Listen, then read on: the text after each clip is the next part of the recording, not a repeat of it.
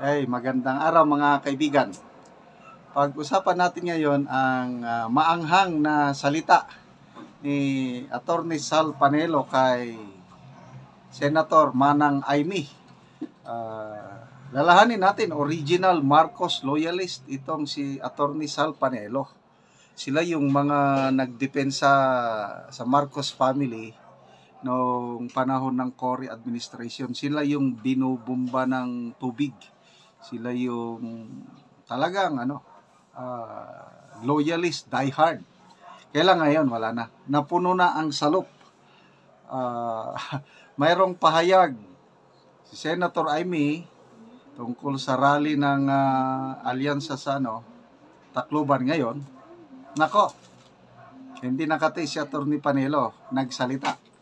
Okay, ito post ng News 5 1 hour ago.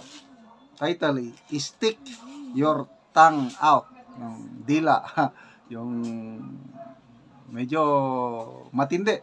Sabi ng News 5, this is the short stretch of former Chief Presidential Legal Counsel Attorney Salvador Panelo on Senator Aimee's announcement that he will not attend the Alliance for New Philippines rally in Tacloban City because of what happened to former President Duterte. So, ginawa pang rason ni Senator Aimee yung nangyari kay PRRD kaya hindi siya mag-attend sa Tacloban rally.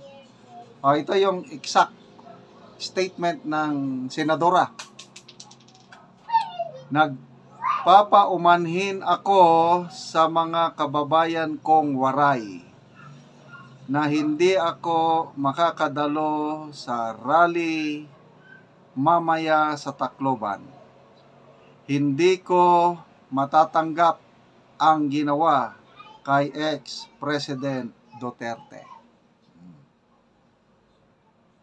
Hindi. I don't know kung ano yung ibig sabihin na hindi ko matatanggap. Nalulungkot. Ang dagdag na pahayag niya nito is naghahanap daw ng solusyon kung anong magandang gagawin. Parang ganon. Okay. Si Atty. Panelo naman, rumesba. Simple lang ang sabi niya, bulahin mo ang lelang mo. Tapos, yung mga post na nabasa ko na lang sabay kinantahan na lang niya ng balat kayo. Ito si Atty. Panelo, mahilig kumanta ito eh. And speaking of balat kayo, ito talaga ang nababagay na kanta. Kanta ng mga Duterte o kanta ng mga nagmamahal sa mga Duterte para sa mga Marcos. Okay, so matagal na akong hindi kumanta. Kantahin natin ang balat kayo. Balat kayo lahat, ang buhay sa mundo, nakangiting kun kahit hindi totoo. Magandang bulaklak ang siyang katulad mo, ngunit paglapit ko'y walang bango. Balat kayo pala ang pag-ibig mo na natubog lang sa ginto. O kay sakit naman na sayang lang ang pag-ibig ko, kaya ang buhay ko ngayon balat kayo. Sensya na, matagal na akong hindi kumanta. Ngayon na lang ako napakanta dahil talagang masakit ang nangyari sa mga Duterte pagkatapos ng lahat na ginawa nilang tulong sa mga Marcoses. Ito pa ang ginawa nila. Kaya wala na si Senator Aimee. I don't know kung mananalo pa ito. So, bakit hindi siya pumunta doon? Kaya kung minsan may mga rally na nandun siya eh. Siguro nakita niya galit ang taong bayan sa nangyari kay Pangulong Duterte. So ayaw niyang mapasama sa galit ng taong bayan.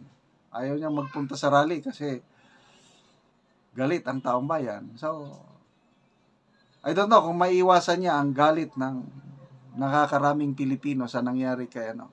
So parang playing safe ba siya?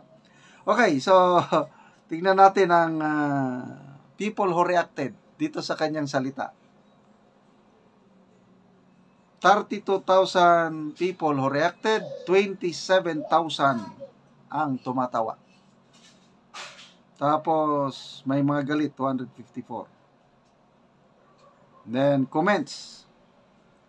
Gonzaga Arnie Moro, los ninyo, lalo kayong walang boboto.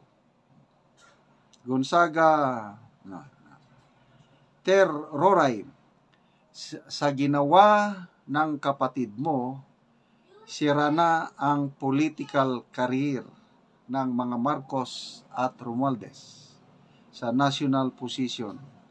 Pang-distrito na lang kayo sa lugar ninyo. O, siguro, kung sa Ilocos Norte, mananalo sila. Pinay in KSA, 0 vote for administration lineup.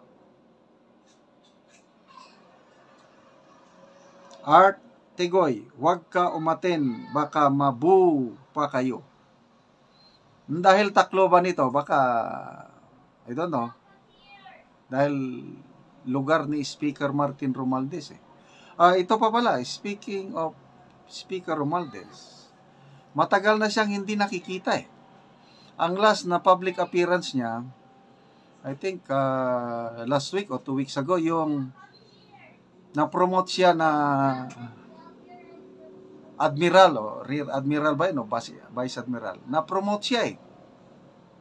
So, yeah, I think it's a Vice Admiral. Na-promote siya. Yun ang matandaanan kong public appearance niya. Ngayon, biglang wala nang yung mga nababasa ko lang ng mga post o kasama daw, allegedly daw, wala akong kasama daw si Speaker Martin Romualdez sa grupo ni First Lady Lisa Araneta Marcos na nagpunta sa US. I don't know how true. So, malalaman natin mamaya dahil nandun sa Tacloban ang rally. Kung nandun si Speaker Martin Romualdez, nandito nga sa Pilipinas. Kung wala, baka totoo na nandun siya sa US. Okay? So, good luck na lang, Senator Amy. Nagalit na sa iyo si Senator Attorney Panelo. Bulahin mo ang lelang mo. Okay mga kaibigan, salamat sa inyong patuloy na pagtangkilik sa ating channel. Nakakatulong kayo ng malaki sa Talamdig Tribe ng Bukidnon dahil ang sweldo natin sa channel na ito is tinutulong natin sa kanila.